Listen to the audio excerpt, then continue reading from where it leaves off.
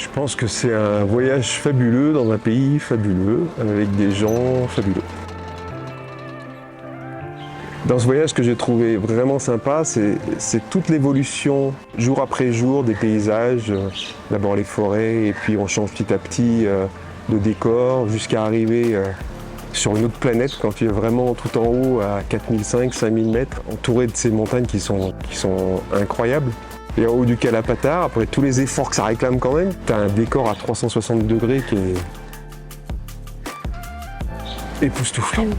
Époustouflant. On a eu un guide extraordinaire, Mukesh. Namaste.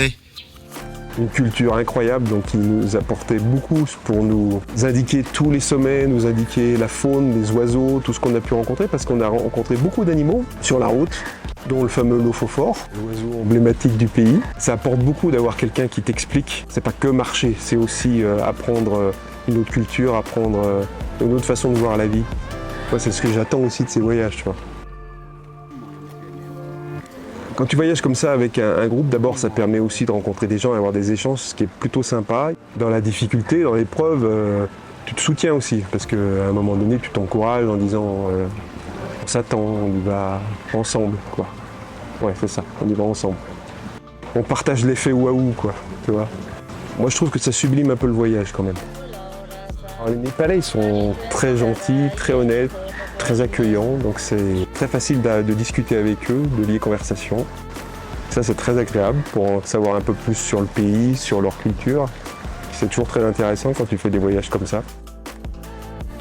Si tu souffres parfois dans le voyage, c'est sûr, il faut se préparer à ça. Il y a de l'inconfort, il y a du froid, mais c'est pas grave ça.